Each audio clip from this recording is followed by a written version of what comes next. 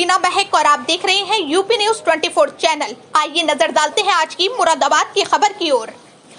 मुरादाबाद में मौलाना तौकीर रजा पहुंची। मुरादाबाद संभल हिंसा में घायल हुए लोगों से मिलने पहुंचे तौकीर रजा। निजी हॉस्पिटल में भर्ती घायलों से मिलने पहुंचे थे तौकीर रजा। घायलों से मिलने के बाद कांग्रेस नेता हाजी रिजवान कुरैशी के आवास पर पहुंचे रजा।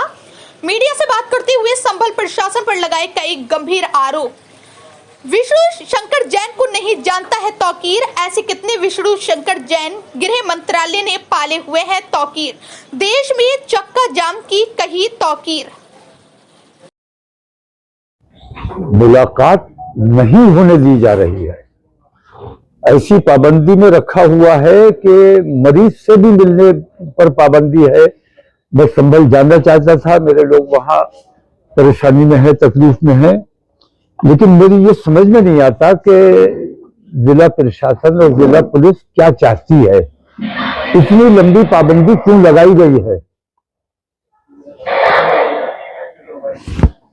लॉ एंड ऑर्डर मेंटेन करना जिन लोगों की जिम्मेदारी है, उन्हीं लोगों ने वहां ये हालात बनाए हैं। और सबसे बड़ी और इम्पोर्टेंट बात यह है कि जांच कमेटी जो आई है वो ईमानदाराना जांच कैसे हो सकेगी जबकि उन्हीं लोगों के खिलाफ जांच होनी है जो वहां अधिकारी बन के बैठे हुए हैं। तो जब तक उनको वहां से हटाया ना जाए, नए पुलिस और नया प्रशासन जब तक वहां नहीं आएगा, तब तक कोई भी ईमानदार जांच से हमें कोई उम्मीद नहीं है। हमें यकीन नहीं है कि ईमानदाराना जांच होगी। और खास तौर से मैं यहाँ की जो एमपी हैं समाजवादी पार्टी से, खास तौर से और गठबंधन से खास तौर से ये कहना चाहूंगा कि इन लोगों की ये जिम्मेदारी थी कि इन लोगों को जहां बॉर्डर पर जाकर बैठना चाहिए था और ये पूछना चाहिए था कि आखिर इतनी लंबी पाबंदी लगाने की क्या जरूरत थी। ऐसे कौन से आपने गुनाह किए हैं जिनको छुपाने के लिए आपको इतना टाइम चाहिए? पुलिस और प्रशासन मिलकर संभल को जलाने का काम किया है, संभल में आग लगाने का काम किया, लेकिन संभल के लोग, मैं पहले भी ये बात कही कि मुबारकबाद के मुस्तहिक हैं कि हिंदू और मुसलमानों ने दोनों ने बहुत संयम से काम लिया और किसी किस्म का ऐसा माहौल नहीं बनने दिया कि संभल का माहौल खराब होता। लेकिन पुलिस ने जानबूझकर ताकि संभल के जरिए वो पूरे प्रदेश का और पूरे मुल्क का माहौल बिगाड़ सके, इसलिए उन्होंने ये साजिश रची थी। इस साजिश को संभल के लोगों ने नाकाम किया है। जो घायल हैं उनसे मिलने की इजाजत होनी चाहिए थी। मैं उन लोगों के लिए कुछ मदद भी लेकर आया था, उनको पहुंचाना चाहता था, लेकिन वहां ऐसी पाबंदी लगी हुई है कि सब लोग आ जा रहे हैं, लेकिन उन्हीं 3 लोगों से जो टीएमयू में है उनसे मिलने पर पाबंदी है, उनसे बात करने पर पाबंदी है। उन पर यह दबाव बनाया जा रहा है कि झूठे आश्वासन कि आप लोगों को छोड़ दिया जाएगा अगर आप हमें 10 नाम अपने और लोगों के बता दो। तो उनसे झूठे बयान दिलवाना, झूठ और बयान बदलवाना। पुलिस की गोली से जो लोग मरे हैं, और बताया यह गया है कि सिर्फ 5 मरे हैं, सच्चाई यह है कि 7 मरे हैं। 7 हमारे लोग शहीद हुए हैं, जिनमें 2 का पोस्टमार्टम भी नहीं होने दिया गया है। लेकिन तो प्रशासन तो कह रहा है कि 4 मरे हैं। नहीं, प्रशासन ने जो कुछ किया है वो सारा का सारा अपराध है, और वो जो कह रहा है वो सारा का सारा झूठ है। जब तक वहां के रास्ते नहीं खोले जाएंगे, वहां जाने नहीं दिया जाएगा, तब तक सच्चाई सामने नहीं आ सकती। मैं समझता हूं शायद आप लोगों को भी अंदर नहीं जाने दिया जा रहा है।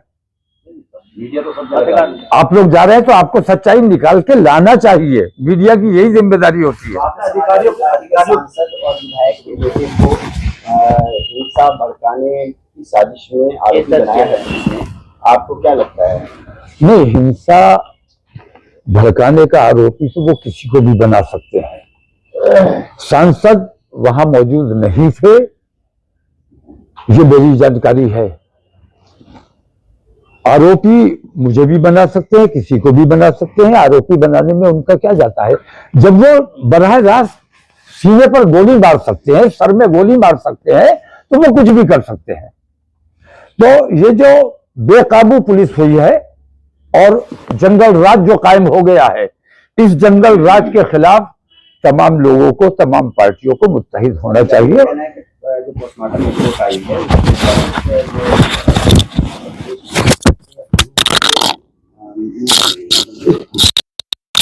वो ये बताती है प्राइवेट हथियार नहीं, देखिए ऐसा है, पीएम रिपोर्ट किसने बनवानी है और किसने बदलवानी है, कट्टे किसने दिखाने हैं, छर्रे किसने दिखाने हैं, ये तमाम चीजें तो आप मेरे हाथ में थोड़ी देर के लिए वहां का निजाम दे दो, मैं सारा निजाम बना दूंगा। पुलिस जो कुछ भी कह रही है, प्रशासन जो भी कह रहा है, सरकार जो कह रही है, सरासर झूठ है, सफेद झूठ है। मुसलमानों ने न कोई पथराव किया है, न दंगा किया है। पुलिस ने बराह रास्त और हिंदूवादी संगठनों को अपने साथ लेके गए, ये मुजरिमाना काम किया और धार्मिक उन्मादी नारे लगाते हुए मस्जिद में जूतों समेत घुसने की कोशिश की, पत्थर अपने साथ लेकर गए। इन तमाम के बावजूद मुसलमानों ने सब्र से काम लिया है और मुसलमानों ने रिएक्शन नहीं दिया है। अगर सर्वे की वजह से रिएक्शन मुसलमानों ने देना होता तो पहले सर्वे में रिएक्शन दे दिया होता। अगर सर्वे के लिए मुसलमानों ने रिएक्शन दे दिया होता तो ज्ञानव्यापी के लिए दिया होता, ईदगाह के लिए दिया होता। लेकिन आज तक मुसलमानों ने सरकारी काम में बाधा बनना की कोशिश